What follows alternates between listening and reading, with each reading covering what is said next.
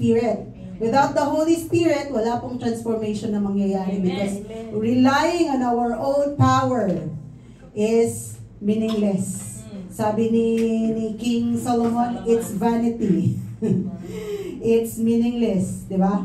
So, through the power of the Holy Spirit, transformative power of the Holy Spirit, we are able to grow spiritually. So again, it is being characterized by it's being visible through our character, our thought, and our actions. So, pakitanong sa katabi, meron na bang nagbago sa ating pananalita, sa isip at sa gawa? Praise God! Praise the Lord! Dapat meron! Palakpakan ng mga sarili for the spiritual growth that we encountered for the past few days. So, hindi ibig sabihin na ilang days lang tayo nag-aral noon is wala nang nangyari. Through our faith, through the Holy Spirit and of course to our God, to our Lord Jesus, meron at meron po yan. Hindi po pwedeng walang pagbabago sa ating mga sarili. Amen. So that is what spiritual growth means. Yun yung proseso of becoming like Christ. Hindi lang po yung pag-grow in other aspects, but growing to be like Christ sa isip, sa salita, at sa gawa. Amen. Kaya kung bago ka sa ganitong pagtitipon, magtataka ka, bakit ang babait ng mga tao? Bakit ang mga humble, ang mga soft-spoken, mga gentle ang mga tao doon? Bakit napaka-godly? Lagi ko na lang naririnig, praise God. Diba? Thanks God, praise God. Pag sinabi, ang ganda mo sis, praise God. Diba? Anak ng Diyos. So makikita natin ang kaibahan talaga sa mga taong nasa labas at yung mga taong nasa ganitong pagtitipon. Ito ang tinatawag na church or yung mga anak ng Diyos. So as we are professing to be Christians, di ba? Christians is Christ-like. So we are growing spiritually means growing like Christ. So I'm sure you all knew who Jesus is. Amen? Ano yung mga ginawa niya? Nagpakatao siya. He humbled himself. Bumaba sa lupa. He came to serve and not to be served. That is why if you call yourself a Christian, if you are telling that you are growing spiritually, so you should be becoming like Christ. Yung mga gusto ng Panginoong Jesus, ano bang ginawa niya dito? Amen? So, ganun po ang ating goal as we mature and as we grow spiritually. Amen? So, last Tuesday, we've also learned why is spiritual growth important. And few of those, just I summarized it, are number one, that is to strengthen our relationship with God, of course, as according to 2 Peter 3:18, that you may grow in the knowledge and grace of our Lord Jesus Christ. Amen. Number two, it helps us overcome sin. Tama po? So that is according to Galatians 5:16. And number three, it produces spiritual fruit. Our verses to that is John 15 verse 4. Jesus is the vine and we are the branches. So no branch that is apart from the vine shall bear fruits. Amen. And in Galatians 5 verse 22 to 23, the fruits of the Holy Spirit are love, joy, peace, patience, kindness, faithfulness, gentleness, self-control. Diba? So, yun ang sinasabi ko, magtataka tayo, bakit pag nandun ako, napaka-gentle nila. Grabe yung self-control. Kahit nagagalit na, self-control pa rin. Praise God. Amen? So, those are the fruits of the Holy Spirit. The fruits of the Spirit that is visible in the lives of a maturing Christian. Amen. So, when you are new to faith, mahirap pa po yan. Mahirap mag-exercise ng love, especially loving your enemies, praying for them, and blessing them. Sabi nga, napakahirap po talaga nun when you are new to faith. But as you grow, mature, as you grow spiritually, nagtataka ka, bakit na mabilis na lang, madali na lang, madali nang magmahal kahit yung mga hindi ka mahal-mahal, mabilis nang magpatawad, napaka-patient mo na. Amen? Kung dating bara-bara tayong magsalita, napaka-salitang kanto tayo, ngayon, andun na. Napaka-gentle na nating magsalita. Amen? At saka may self-control na. So yun po yung mga nagagawa or nangyayari sa atin when we are growing spiritually. So number 4, it builds spiritual discernment and wisdom. According to Hebrews 5 verse 14. Sabi nga, di ba, pag you are growing spiritually, nagkakaroon ka na ng discernment. When you are, pag nakaka-encounter tayo ng mga situations, alam na agad natin if this is godly or not. Mga bagay-bagay, especially when it comes to our decision making. Amen? Nagkakaroon na tayo ng discernment or knowing what is right and what is wrong. Right in the sense, in the light of the scripture or the word of God. Amen?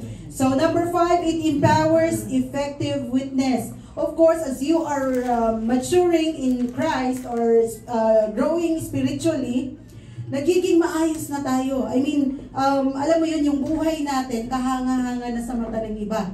And that is why people will tend to ask, ano bang meron siya? Bakit ito si Sis Janet? Kahit binagsakan mo na ng maraming trabaho, yes lang ng yes, tanggap lang ng tanggap. Hindi nagre-reklamo. Hindi reklamador ang mga anak ng Diyos. Amen? Because we know na kahit hindi natin kaya, we have the Holy Spirit that empowers us or enables us. Amen? So, hindi na reklamador. So, ngayon, kahit pinag-uusapan or pinag-chichismisan, kiber lang or walang reaction. Lagi, we always respond in prayer. Pinagpe-pray na lang natin sila. Hindi na natin sila binabara or hindi na natin sila hindi mo na sila sinasagot or inaaway. So, our lives, the way we live our lives, it becomes an effective witness to other people. It will lead them to know what is they will really say something is different with this man or this woman, di ba? So, and then they will come to know that it is the Lord Jesus Christ that is in you. Yun ang pagkakaiba. Yun ang meron tayo na wala sila. Amen? Praise God. So these are the importance why we need to grow spiritually and not to remain a bonsai. Ang ganda tingnan, pero ang hindi nag-grow. And just like as our example last time, yung fig tree, napakamadahon, napakaganda tingnan, pero hindi namunga. Amen? Praise God. So, we also said that spiritual growth is essential for every believer because it leads to maturity. So, growing, you will become mature. And you will walk closer with God. And of course, you become fruitful in your Christian life, and it transforms our character, and it strengthens our faith, of course, and it equips us to fulfill God's purpose in our lives. So, lagi natin tinatanong, ano ba ang will ng Lord sa buhay ko? Di ba? If until now, ang tanong pa rin natin sa sarili natin, matagal na tayo sa pananampalataya, and we keep on asking, ano bang will ng Lord sa buhay ko? Then it's time to grow up.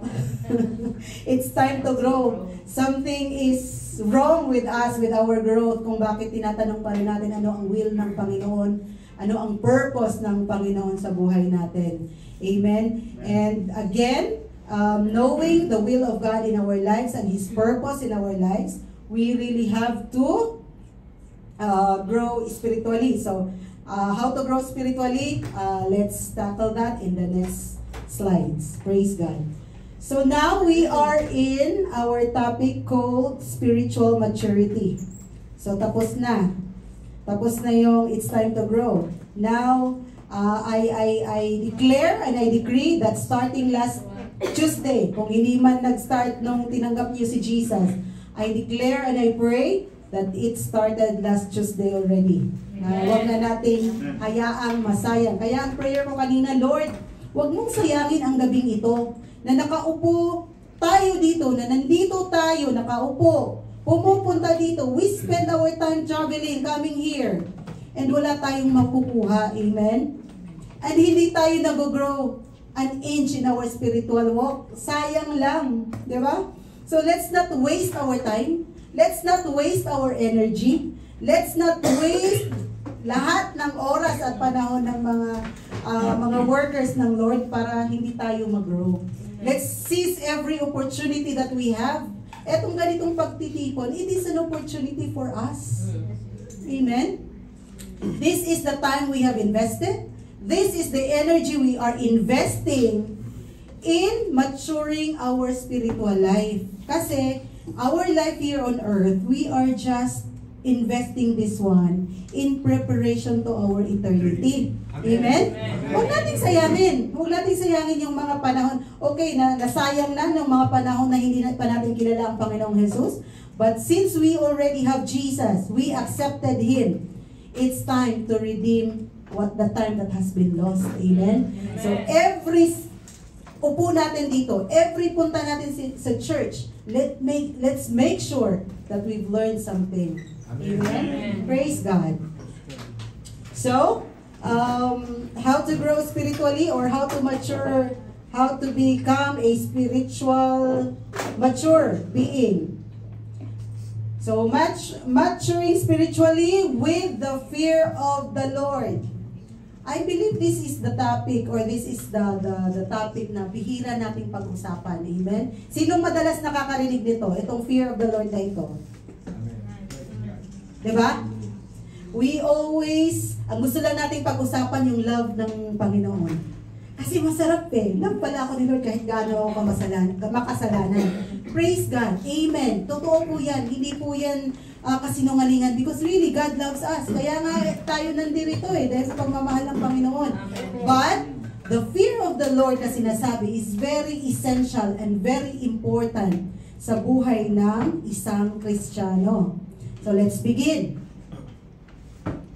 Sabi ng Proverbs 9 verse 10, the fear of the Lord is the beginning of wisdom, and the knowledge of the Holy One is understanding.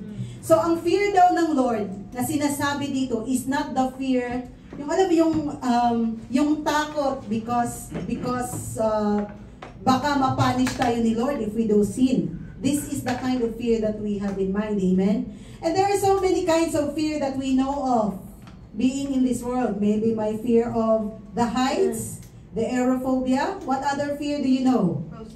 Claustrophobia, the fear of closed spaces. Hydrophobia, the fear of water. Ano pa?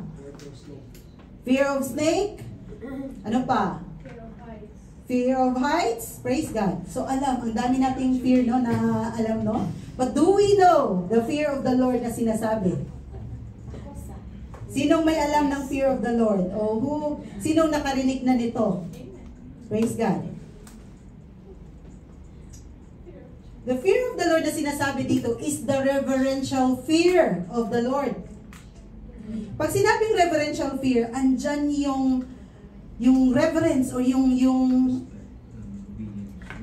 respect and obedience. Yung respect mo. And we get this not because alam mo yung alam mo si Lord is His God, no? And He does not like sin. Totoo naman yun.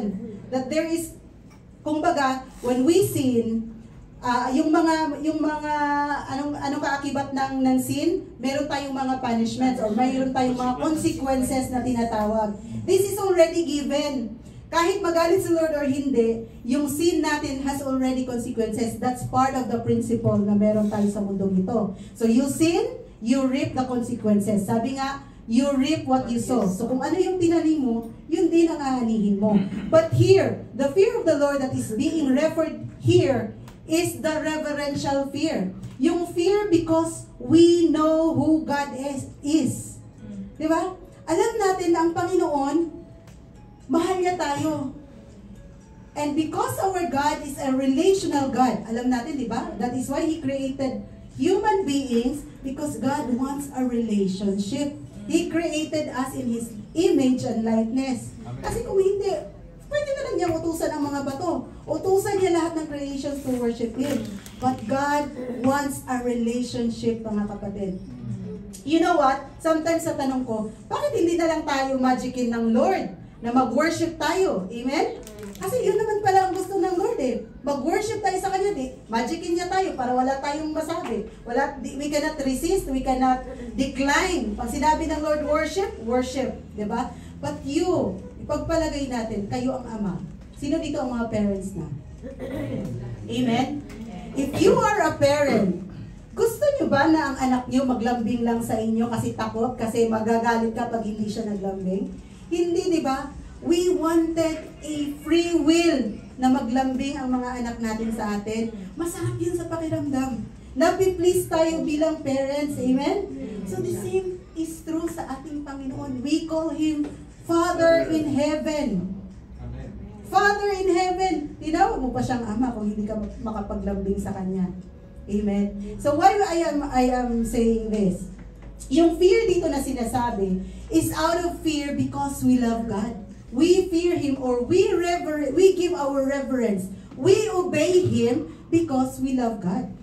So yun dapat ang obedience at reverence na meron tayo sa Kanya. Yung fear na yun, alam niyo yun, when you are in a relationship, sino sa inyo ang nakaranas na sobrang in love sa partner, na ayaw mong hiwalayan ka?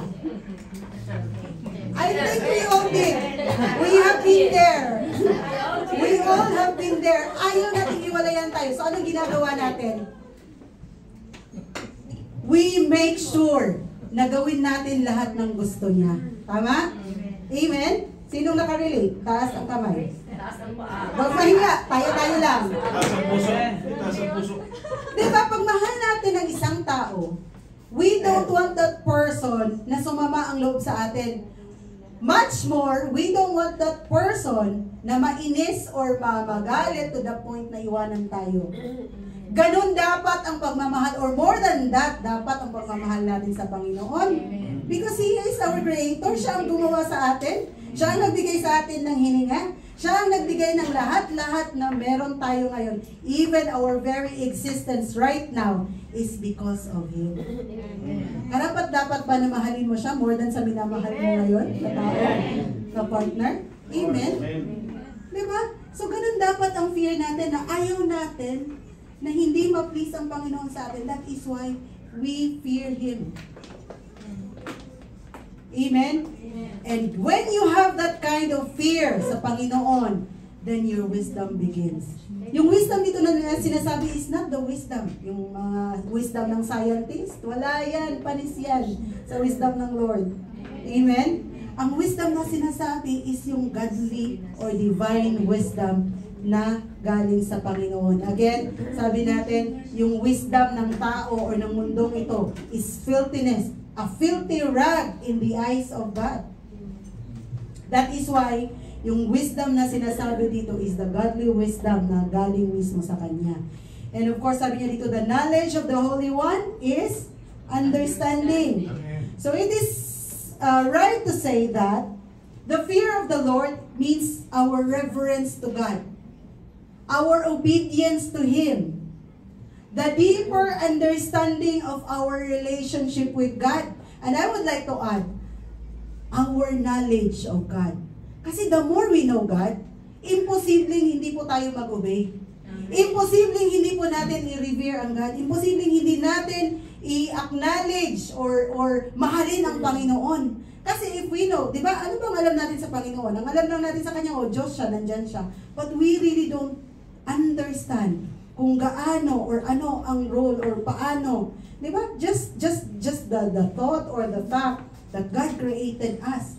Di ba? Tayo nga dito sa mundo, yung sa mga bosses natin, paano natin sila nire-respeto? Bosses lang yan, tao lang yan, pera lang yung, kumbaga, may-ari lang yan ng kumpanya, pera lang naibigay sa atin. But because nagtatrabaho tayo. So walang libre. Pero grabe yung yung reference natin sa mga boss natin. Di ba? Di ba natin pwedeng ibigay yan sa Panginoon? More than that? Di ba dapat sobra pa? But the way I see it, people here, or tayong mga tao, ang tendency natin is nagbabaw-baw tayo sa mga tao, sa mga boss natin, sa mga mayayaman, sa mga celebrities. But we don't do that to God. Unless you get to know God, unless you have that relationship with God, you will never have that fear na tinutukoy sa verse na ito. We will not have that fear of the Lord na sinasabi. And that is why imposible or napakahirap sa atin na mag-grow spiritually without that fear of the Lord. And I believe this should be the beginning. Lahat ng matututunan natin, it's because when we have that fear of the Lord, doon dapat magsisimula yan. Matik lahat yan, everything else will follow. Diba? Try asking the Lord. Siguro hindi ko ma-explain sa inyo in a very detailed or the way na maintindihan nyo. But it is the Lord who is our wisdom. Ask Him. Tonight when you go home, pag nasa mga higaan nyo kayo, pray to God. Lord, ano ba tong fear of you na sinasabi, na narinig ko kanina? Kung hindi nyo ako naiintindihan ngayon, ask God. Sabi nga niya, if you lack wisdom, sabi niya sa James, if you lack wisdom, ask God and He will give it to you generously. Ganun ka generous ang Panginoon. Sabi nga, all the good and perfect things comes from Him. Kailangan niya ng wisdom. Hindi niyo maintindihan ng Bible pag nagbabasa kayo, ask the Lord. Lord, ano bang i-reveal mo nga sa akin, Lord, anong ibig sabihin nito? And surely, you will not be, hindi kayo i-fail ng Lord. He will really give you the revelation and wisdom that you need. Amen? So, this is the very foundation. We should have that fear. Gusto nating mag-grow? Nagtataka kayo na ang tagal-tagal ko na, naka 10 months na ako, naka 1 year na ako, hindi pa rin ako totally nag-grow. So maybe there is something wrong sa proseso. Baka hindi natin sinurrender ang mga puso natin kay Lord. First, give your heart to God. Amen? And then, this fear, madidevelop yung fear natin sa Lord when we continuously, read the Bible, pray, and later yan sa ating mga susunod na slides. Praise God. Full pack tayo ngayon ng ituturo ni Lord. Amen. Praise God. So, anong sinasabi ng verse na ito? Wisdom and understanding. The fear of the Lord is the foundation of wisdom. So ito yung sinasabi ko kanina, na foundation talaga siya yung fear natin sa Panginoon. If you know God, you know what is His role in your life. Siya pa ang may role sa life natin, no? Tayo nga dapat ang kasi we are just His subjects. He is God, He is King, we are His subjects. He is Creator, we are His creation. But He has given us the right to become children of God when we accepted the Lord Jesus. Imagine that, creation ka lang eh. Sino ka ba? Sabi kanina dito sa worship, what is man?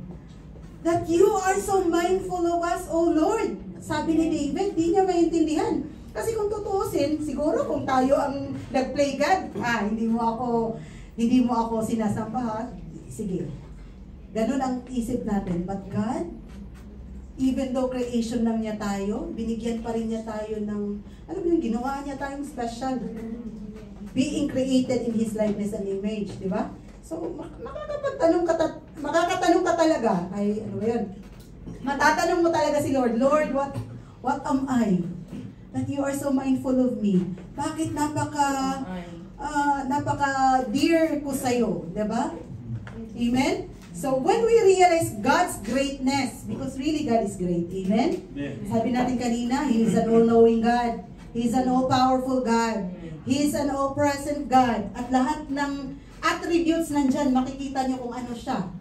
Kung ano si God. And sabi nga, the world is not even enough kung isusulat niya lahat ng greatness ng Panginoon. Amen? But, when we realize this, paano natin marirealize to? If we spend time reading His Word, if we spend time getting to know Him, if we spend time talking to Him, ay relationship man, di ba? Pag di ba tayo dito, pag nasa relasyon tayo, kumakain ako ngayon, punta lang ako ng kwarto, punta lang ako ng bibili lang ako ng sardinas. Diba? Kain na mi. Kumusta na yun? Diba? Pauwi na ako. Naka-step na ako ng isang step ng hagdanan. Lahat from A to Z. We are updating the person that we are in relationship with. Pero si Lord, wala talaga. Lord, salamat. Tulog agad. Kinabukasan na amen. Hindi pala ako nakapag-amen. Diba? We tend to limit our time spending in talking to God. But we have all our time updating people. Okay, praise God. Kasi karelasyon mo, di ba? But dapat more pa si Lord. And when we realize daw the greatness of God, so when we realize, makikilala niyo si Lord. Kaya may one time tayong I think last year ba yun na we spend our discipleship knowing about the attributes of God. Pag doon ko talaga na-realize na kailangan pala talaga natin makilala si Lord. Kung ano talaga siya, ano yung attributes niya, katangian ng Panginoon, ano yung gusto niya. Amen. Diba? And through that, we are able to act accordingly. Mag-respond tayo sa pagmamahal ng Diyos. Amen. Sabi dito, we begin to align our lives with His will. Kasi kilala mo na ang Diyos, mahal mo siya, may fear ka sa Kanya, then matik po ito, you will begin to align your life with the will of God. Amen. Diba? Alam na natin kilala na natin Tulad ng example ko, pag kilala natin yung taong karelasyon natin, mahal natin sila, na-align. Kaya nga, diba, to become one ang ng mag-asawa because your will and yung mga plano nyo sa buhay nagiging iisa. Kasi pag magkaiba kayo ng plano, syempre, magulo. Amen? Aeroplano. So, by having the reverential fear of God, we gain wisdom and understanding. Next is obedience to God's command. A healthy fear of the Lord encourages us to obey. Nauna na pala ako, no? Ng mga discussion ko sa slides ko. A healthy fear of the Lord encourages us to obey His commandments and live according to His teachings. This obedience strengthens our faith and promotes spiritual maturity. Kasi kilala natin ang Diyos, diba? We spend time na pag-aralan kung ano yung attributes niya, ano yung will niya, ano yung gusto niya. Then, it's easy for us to obey. Sa umpisa, as a young convert or a young believer, mahirap po talaga yun. Kaya yun ang sinasabi ko. Sabi nga, di ba, when you were young, anong pinapakain sa atin ng mga turo? Milk. Yung infant, spiritually infant pa tayo, ang ituturo sa atin yung grace, na kapatid, yung kasalanan mo, binayaran na yan ng Panginoon. Past, present, and future. Ikaw ngayon na bata, yung gusto mo lang na marinig, di ba? Di ba, ay, ang sarap pala nun. Lahat pala ng kasalanan ko, forgiven na, pagtanggapin ko si Jesus. So, another turo, kapatid, ang salvation is a package. Zodzo in Greek, meaning it's a package. Andyan na yung forgiveness, andyan na yung redemption, andyan na yung healing, andyan na yung you become adopted child of God. Lahat yung identity natin, nalalaman natin through that. So, ayaw mo yun?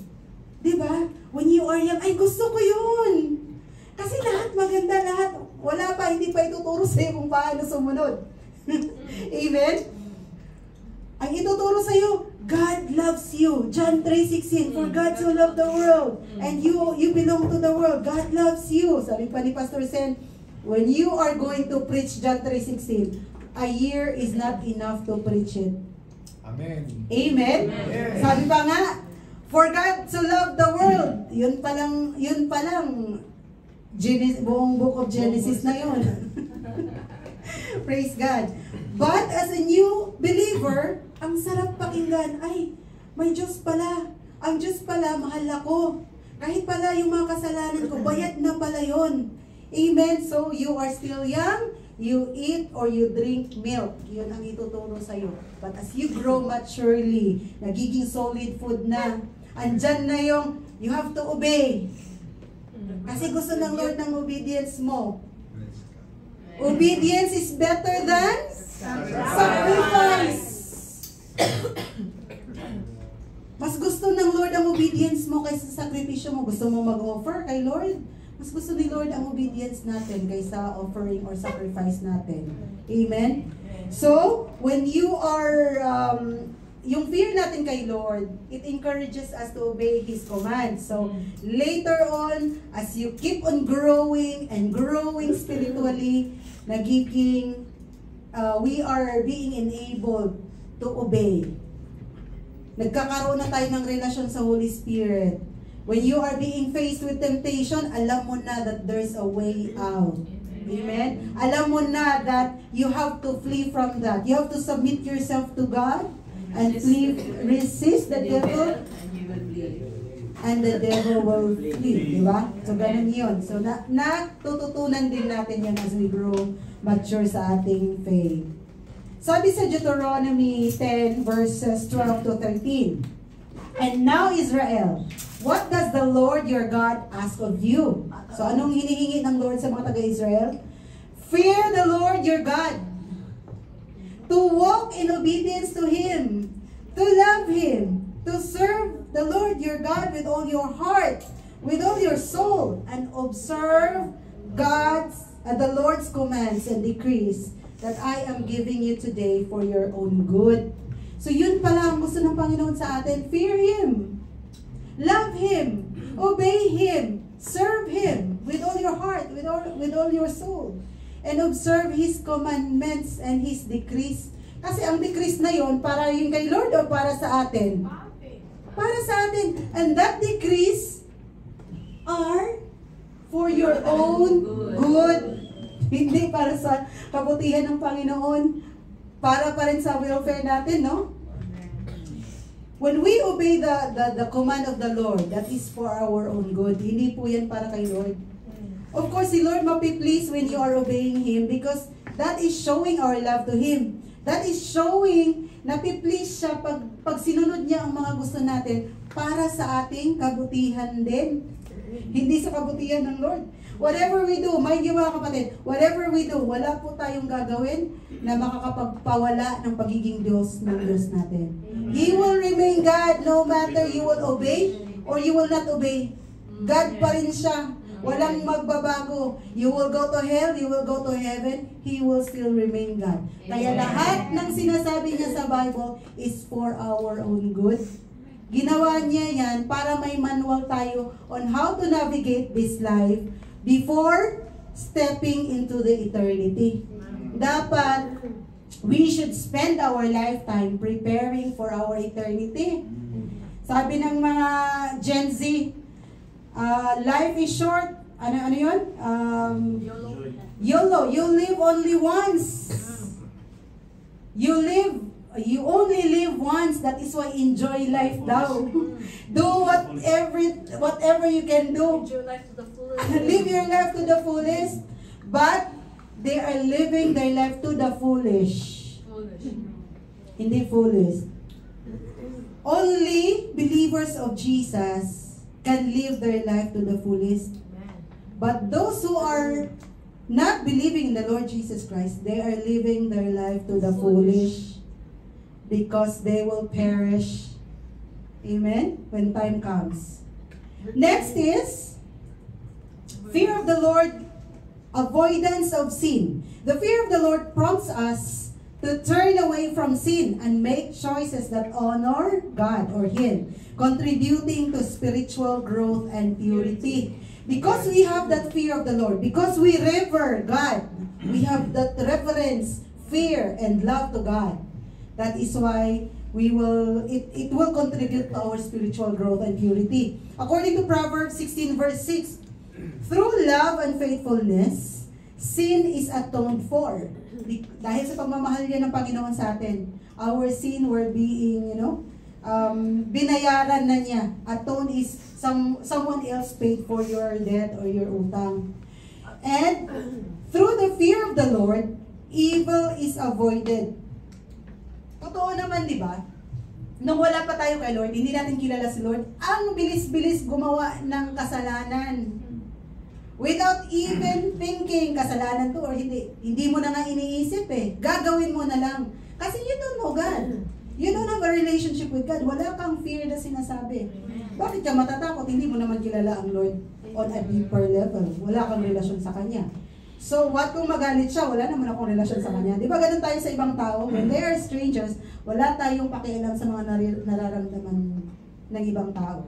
So, same with, when we were not yet with the Lord, wala tayong relasyon sa Kanya, may paki ba tayo kay Lord?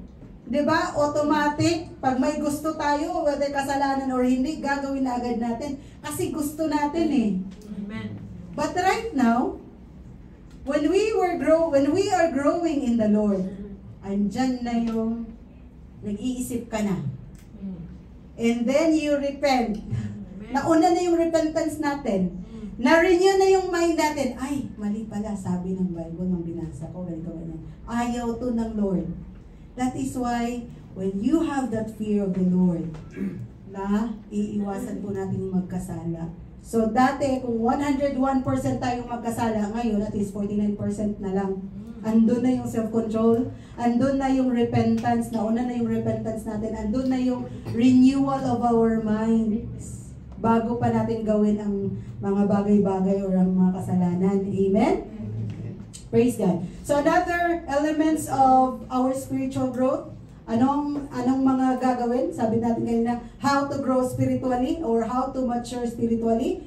The foundation of our spiritual growth is our faith and trust to God. Reliance on God for growth. So sabi nga natin, without our faith in response to the grace of God na binigay sa atin, di ba? For by grace you have been saved. And our response is through faith. So through our faith and trust in God, we rely on Him for our growth. In Hebrews 11 verse 6, and without faith, it is impossible to please God. So in the first place, kung hindi pa na-connect yung grasya ng Panginoon through our response na faith, kung wala tayong response, walang growth na mangyayari. Amen? And without faith, sabi ng Hebrews, you can never please God. Kahit anong gawin natin. Kahit feeling mo, ang galing-galing mo na. But, you can never please God without a relationship or faith to God. In Romans 10:17, so faith comes from hearing, and hearing through the word of Christ. So, the more we study the word of God, the more we come into this kind of gathering, the more we attend Bible studies, discipleship programs or classes, then our faith grows. Our faith increases. We have been given an equal measure of faith actually. Depende na lang po yan on how you exercise it. Like a muscle, we all have the same number of muscles as human being. But, bakit may mas malalaki ang muscles? Because they exercise. So, when you don't exercise your faith, it will not grow. Sabi nga, di ba sa Bible, be unto you according to your faith. And the currency in the kingdom of God is faith. You cannot buy with your money that you have in your pocket. You cannot buy anything. But when you have faith, you can achieve anything. Amen? You can move mountains. Hindi ka pwedeng bayaran mo ang lahat tayo dito para i-move ang mountain. But through faith, even though as little as the mustard seed, it can move mountains. Amen. From here to there down. Praise God. So, another, God's Word. So, what is the role of God's Word in our spiritual growth? Engaging with the Bible for spiritual nourishment. So, alam niyo mga kapatid, never akong nakakita ng isang Kristiyano na nag-grow spiritually without reading his or her Bible. Amen? Psalm 119 verse 105 says, your word is a lamp unto my feet and a light to my path. Na example na yan dito ni Pastor Jojo. Diba? try mong patayin lahat ng ilaw at maglakad ka. Tingnan natin kung wala kang mabunggo. Diba? But the Word of God, sabi nga natin, yan ang light natin. Yan ang guide natin sa ating paglalakad in our spiritual walk. So that is why it is very important that it's very, it's a must talaga that we should always read our Bible. In 2 Timothy chapter 3 verse 16 to 17, paulit-ulit natin itong ginagamit na verse because this is really helpful to us. All scripture is breathed out of God and profitable for teaching, for reproof, for correction, and for training in righteousness. Hindi lang po basta-basta ang training na magkakaroon ka ng maraming abilibad. Maraming abilibad, but training in righteousness. Bakit tayo kailangan mag-train in righteousness, sis? Because that's what our God is. He wants a righteous children. Diba? Binigay nga niya sa atin yung righteousness ni Jesus. By accepting the Lord Jesus Christ, we receive Jesus' righteousness. Yung nakikita ng Diyos, kaya nga tayo when we pray, in Jesus' name. Dahil righteousness ni Jesus, ang ipang haharap natin doon sa Diyos Ama. His finished work on the cross. Na righteous si Jesus, that is why we became righteous also. We became the righteousness of God. Amen? So, how to become righteous? When you are, like when you want to walk in righteousness, so it is very important that we know the Word of God. That is why basa ng basa ng basa ng basa. Imposible pong hindi tayo mag-grow. And I believe some of us here, visible talaga sa mga lives nila. Nakita talaga natin that it's just in just a short span of time. Dahil nag-spend time talaga reading the Bible, talagang visible at very, alam mo yun, kitang-kita ang growth, spiritual growth ng mga kapatid natin. And I encourage everyone here. Kung nahihirapan kayong magbasa, sabi nga natin, kung hirap kayong magbasa ng Bible, all the more, you have to strive. You have to read it hardly then. Mas the more kang dapat magbasa kasi the enemy is stopping you to read it. You have to understand that that is a spiritual battle. Bakit hindi ako makapagbasa ng Bible? Kasi pinipigilan kang magbasa. Because the enemy, Satan, does not want you to grow. Ayaw niyang mag-grow ka spiritually kasi magiging, di ba, assets ka ng kingdom ng Panginoon. Magiging useful ka. The Lord can use you mightily in His kingdom. So pag hindi ka well-read or hindi ka talaga nagbabasa, okay lang. Okay kayo ng kalaban. Ay, hindi naman yan nagbabasa, walang bearing yan. Amen? Praise God. So, reading or meditating God's Word is very important. And this is, if you really wanted to grow. If you really want to grow, alam ko may mga convictions na sa heart natin eh. Just act on it. Gawin niyo kung ano ang sinasabi ng Holy Spirit sa inyo. If the Holy Spirit is convicting you to read, alam niyo yun, may times na nanonood lang tayo. If really, medyo malalim na tayo sa Panginoon, may conviction na po talaga. Oy, nanonood ka lang ng buong araw. Nakadalawang oras ka ng panunood ng Netflix Basa-basa din. Amen? If you are being convicted, automatically, patayin niyo yung TV, magbasa kayo ng Bible. Amen? Praise God. Another thing, sabi sa Psalms 1, verse 2 to 3, but his delight is in the law of the Lord, and on his law he meditates day and night. He is like a tree planted by the streams of water that yields its fruit, that yields its fruit in its season, and its leaf does not wither. In all that he does, he prospers. Tingnan niyo yung mga nagbabasa. When you delight yourself in the law of the Lord, and on His law, you meditate it day and night, you are being likened to a tree planted by the streams. Hindi ka mauuhaw. Unlimited source ng water. And you know what? You will yield your fruits in every season. in the season, and your leaf does not wither. Hindi daw kayo malalanta if you are lagi tayong nadidiligan ng salita ng Panginoon. Amen? So imagine that a tree is planted. Yung mayabong na punong kahoy na planted in the besides the streams. Yung hindi ba na nauubusan ng tubig, na hindi na kailangang diligan pa. Di ba? So we should be like that. We should be like a tree planted by the streams. Na lagi tayong, hindi tayo natutuyo, hindi tayo nalalanta, because we are always having the source ng refreshment natin. Amen? In Jeremiah 17:8, it says, He is like a tree. So talagang yung kinukumpara tayo sa kahoy, planted by water that sends out its roots by the stream. So, can you picture it out? For its leaves remain green, and not anxious in the year of drought, for it does not cease to bear fruit. So when we are planted beside the streams, or yung kahoy is planted beside the streams, hindi po matutuyot yun kahit tagtuyot, di ba?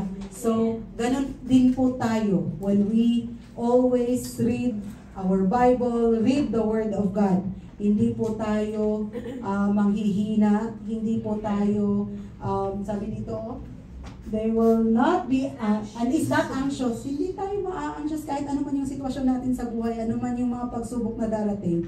Because we are, alam mo yun, yung talagang full tayo ng mga promises ng Lord, full tayo ng mga yung mga truths na sinasabi ng Panginoon sa atin. Amen?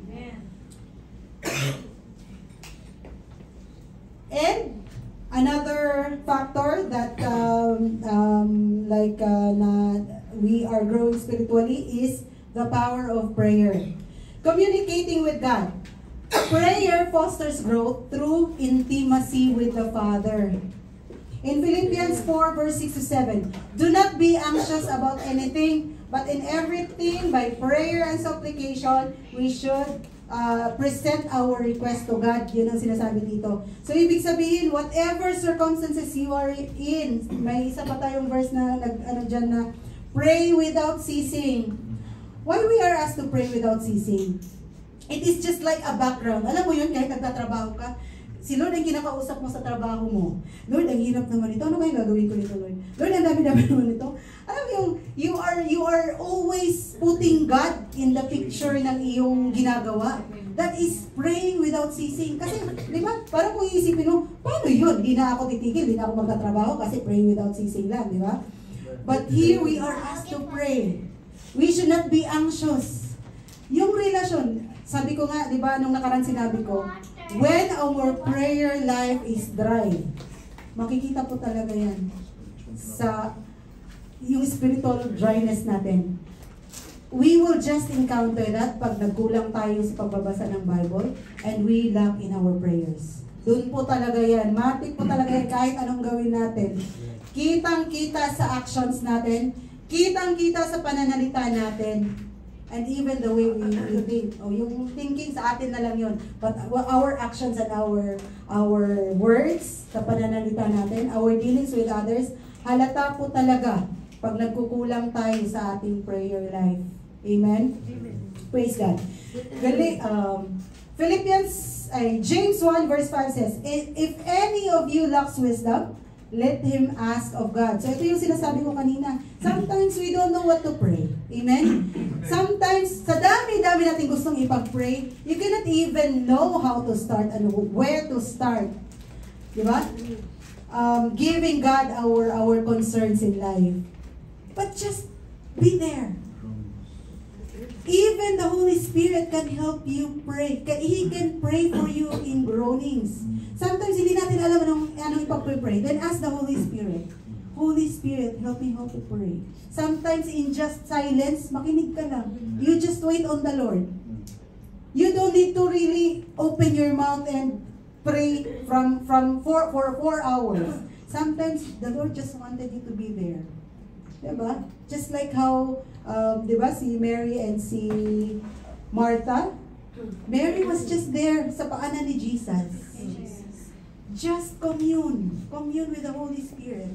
If you don't know what to pray, talagang mabigat ang pakiramdam mo, na you are being bombarded with all those problems and concerns and issues sa life, then you can just be silent, but your mind is inclined to God. Amen? So let's grow on this. Ito talaga yung gusto kong i-ano sa lahat, i-impart sa lahat. This prayer, yung prayer life natin, paigtingin po natin. Sometimes talaga mahirap mag-pray, no? Sabi ko nga, just like when it's hard for you to read the Word of God, the same thing din ang gagawin ng kalaban sa atin. The enemy will stop us from praying. Alam mo yung minsan na parang, gusto ko na lang matulog. Talagang sasakyan ka ng enemy para antukin ka na lang at hindi ka na mag-pray. But when you are feeling that, all the more, tumayo ka, tumupo ka at mag-pray. Ganun po dapat ang gawin natin. We should be vigilant, especially na akala lang natin na wala lang, no? Inaantok lang ako. Mamaya na ako mag-pray hanggang nakatulog ka na. You have to intentionalize it. Kailangan maging intentional ka sa prayer life mo. Kasi it takes discipline. Just like reading the Word of God. Kailangan ng disiplina kung gusto mong mag-grow spiritually na hindi masayang ang panahon natin dito sa lupa. Amen? Praise God. And of course, the influence of the Holy Spirit. Amen. Kailangan din yan sa ating spiritual growth. Kailangan po natin that we rely on the power of the Holy Spirit. Sabi ko kanina, without the transformative power of the Holy Spirit, walang growth na mangyayari. Empowered living. The Holy Spirit guides and sanctifies believers. In Galatians 5 verse 22 to 23, but the fruit of the Holy Spirit, so ito na nga, sinasabi natin, love, joy, peace, patience, kindness, goodness, faithfulness, gentleness, and self-control. Diba? Ito yung fruits ng Holy Spirit. So when you are being led and guided and sanctified by the Holy Spirit, andyan, magbubunga na po ito. Hindi na po mahirap. Kusang lalabas ang mga bungang ito sa ating mga kilos, sa ating salita, at sa ating pag-iisip.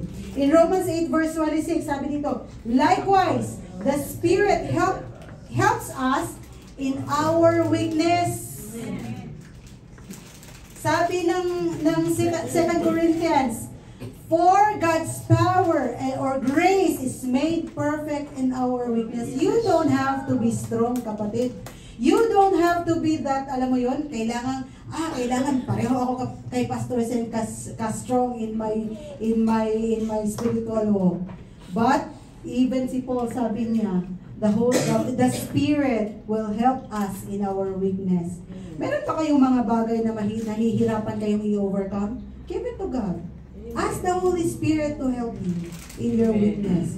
Be honest, be humble in telling God na, Lord, hindi ko to kaya.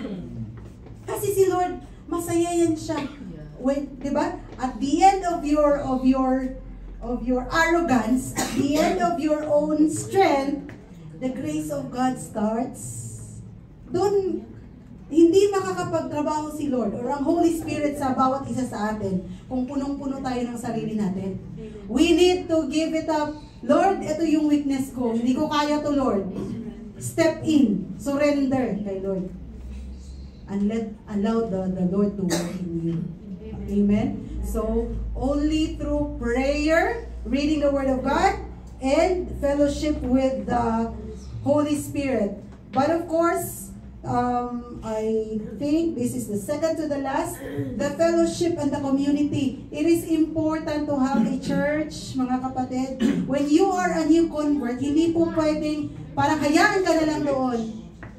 You should be involved or you should belong to a family who could take care of you spiritually, then who could cover you in prayers. You know what? Those people outside, alam niyo kung anong wala sa kanila? Aside from wala silang Panginoon, wala din po silang spiritual covering.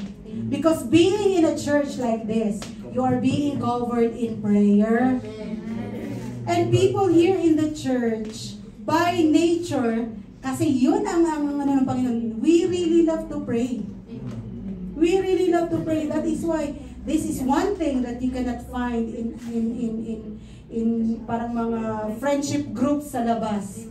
Siguro, ang sarap doon, magchichismisan tayo, pagchichismisan natin kung sino wala. But here, we love to pray for everyone. Kung sino man yung may mga gustong ipag-pray. Amen? So, yan po. Sabi dito, growth through relationships with fellow believers and accountability. O, so, nandito rin din yung accountability na sinasabi. Pag may problema si Ate Christy, problema yan ng lahat. Alam mo, pag may problema ang isa sa inyo, malungkot tayong lahat. Amen. Because we are a family. Family tayo, family. We are a family in Christ. Kaya nga natin tinatawag, sister in Christ, brother in Christ. Di ba? So, ganun tayo. We treat everyone as important in the kingdom of God. Wala pong left out dito. We are all important and we belong to the body of Christ. Amen. And we have, each one of us have our own functions and roles in the body of Christ. Maybe bago ka pa sa simbahang ito, ay wala man ako may contribute dyan. But kapatid, sige lang, padayon lang, sabi namin sa Bisaya. Patuloy ka lang. And sooner or later, you will know your calling because God will reveal it to you as you keep on coming and growing in your faith. Hebrews 10 verse 24 to 25 says, and let us consider how to stir up one another to love and good works. So yan ang role natin sa bawat isa. Stirring up one another and encouraging one another in love and in good works. So yun lang po ang pinagkakaisahan natin dito, ang good works, yung mga ministry natin, yung mga gagawin for the glory of God. And in Acts 2 verse 42, and they devoted themselves to the apostles' teachings and the fellowship. And may mga ano pa yan. But the thought here is that when you are newly, or alam mo yun, pag nilagay mo na yung faith mo sa Panginoong Jesus, because this church is not just there as a family.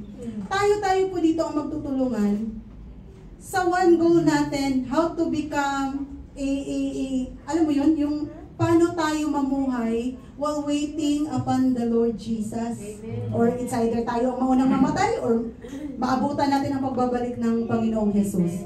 We should devote ourselves into this, etong mga bagay na ito. And the church can help you in your spiritual growth. The last but not the least, of course, our trials and temptations should help us in our spiritual growth. Growth through adversity. Sabi natin, sino dito ang may ayaw ng mga trials and temptations? Ayaw natin yun, di ba? But hey, there's a good news about trials and temptations, why we should we should be thankful for this. Sabi dito, understanding how your trials contribute to your spiritual maturity. In James 1:2-4, it says, consider it pure joy. Di ba? Sinubok ka na all, like Job, pero consider it joy pa rin daw. My brothers and sisters in Christ, whenever you face trials of many kinds, hindi lang iisa, mind you. So it is expected po that when we are in the faith, meron po talagang trials. Meron po talagang tribulations. Hindi naman yan ipinangako ng Diyos. Never in the Bible that you will see na wala ka ng trials and temptations and troubles and everything. Amen? But, sabi niya, because, bakit ka daw magsaya? Because you know the testing of your faith produces perseverance. Let perseverance finish its work. So, ang perseverance pala na po-produce because of our testings, it will, it will finish the work so that you may be mature. So, trials and temptations pala will help you become mature and complete and not lacking anything. Ito yung pinakamasaya. You become mature, you become complete, and you will not lack of anything. For example, isang example na lang po ha, dumaan ka na sa isang pagsubok. For example, para sa ating lahat, nawalan tayo ng pera ngayon. As in, wala ka talagang mahugot sa bulsa. Pinagdaanan mo yan, amen? So, alam mo na ngayon paano magiging walang pera. Pag nalagpasan mo yan, the next time, hindi ka natakot ngayon mawalan ng pera kasi alam mo na kung paano i-handle at alam mo na kung paano solusyonan. So that is how napakaling na example, but I know we can all relate to that. Amen? Praise God. And in Romans 5:3-5, not only that we rejoice in our suffering, grabe no?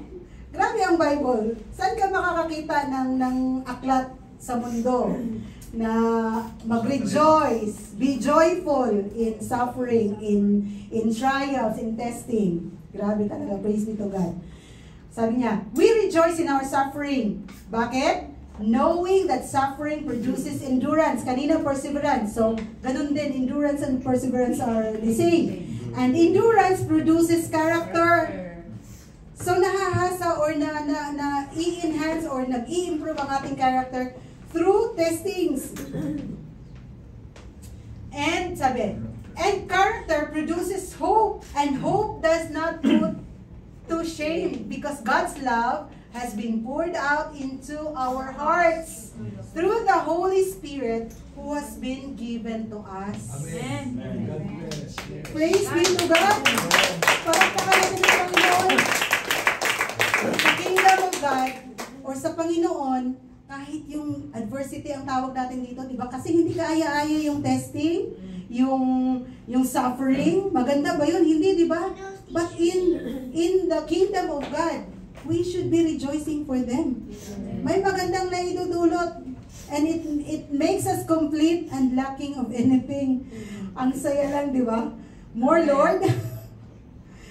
And of course, serving others. So I believe this is like our fruit na.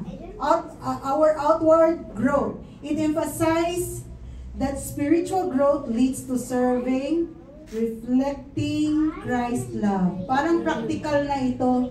Yung kanina, puro yun sa ating mga sarili. But here, this is the practical, parang fruit na ng ating spiritual growth, serving others. And this can be seen sa mga ministerial works. Kung nagtataka tayo, bakit yan sina pastor kahit late na masyado, pumupunta pa rin doon kina Amelie, nagba-Bible study. Bakit yung mga taga-OBG kahit Monday to Saturday, puro na lang gawain, wala na silang time sa kanilang mga sarili, no? But this is what it says. In Mark 10 verse 45, for even the Son of Man came not to be served, but to serve. So, Jesus is our example. One reason also na bumaba si Jesus is for us to know na kung ano yung, alam mo yun, paano tayo dapat mamuhay. If Jesus served as believers and as Christ-likes, we should serve as well. Alam mo yung, dapat huli na tayo. Mauna dapat joy, di ba? Jesus, others, and yourself. When you have that joy, yung service natin will be for Jesus first, and then for others, last na yung self. J-O-Y. Jesus, others, and yourself. Last po ang self natin. 1 Peter chapter 4 verse 10. As each has received a gift, use it to serve one another. Mga kapatid, we receive from the Lord Jesus. Amen? We receive a gift, and that is not for yourself alone. That is given to you to serve one another. Let us use this gift that we receive from the Lord to serve one another. Amen? Klaro po? Amen. Praise be to God. And in conclusion, of course, our spiritual growth lies into this, our fear of the Lord, the reverential fear, and our respect and love to God, our faith in Him, His Word, in our prayer life, through the influence of the Holy Spirit, our fellowship or being, belonging to church, through our trials and temptations, and the last but not the least is serving others. Praise be to God. Amen. So what time is it? Start now. Let us all stand. Yeah. Hallelujah, hallelujah, Father God. We just want to thank you, O Lord, for this wonderful evening, O God. Lord, ang dami mong itinuro. Lord, I declare and I decree na ito'y tumimo sa aming mga puso. Lord, I declare that the hearts who receive this are like a good soil, O God. Na yung mga punlang itinanim, O Lord God, it will take roots in our hearts. It will flourish and it will bear fruits, Panginoon. Lord, we declare, O God, na anuman yung tinuro mo sa amin, Panginoon, we are shielding this with the precious blood of Jesus, na hindi ito maagaw sa amin ng kaaway, Panginoon.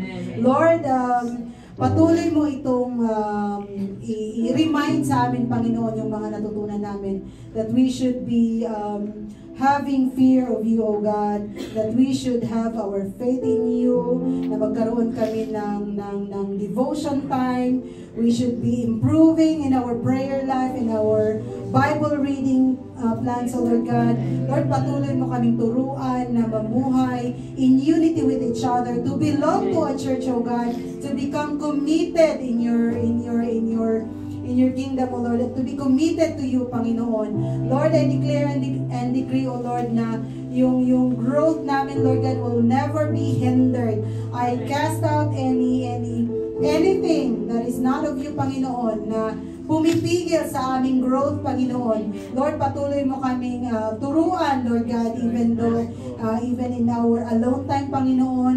Let the Holy Spirit speak to us, O Panginoon. Patuloy mo siyang allow Him, Lord, to guide us always, Panginoon. And I declare, Lord, humility sa bawat isa sa amin, Lord, sa aming mga puso, that we are willing to obey and to submit ourselves, Panginoon, sa iyo, Panginoon.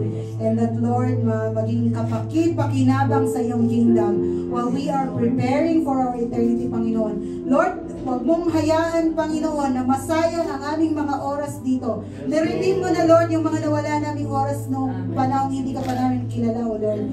I declare, O God, na now that we know you, now that we have our relationship with you, Panginoon, Lord, bawat oras namin, Lord God, will be invested into our eternity, Panginoon. And may our eyes be fixed on Jesus alone and on the things that are above and not on the things that are seen in this world, Panginoon. Lord, we just want to thank you. We just want to give thanks to you, Panginoon. Lord, we cover each one and every one of us with your precious blood, and no weapon formed by the enemy shall prosper, Panginoon. Lord, let your will be done upon our lives, O God. Amen. This is our prayer in the mighty name of Jesus. Amen. Amen.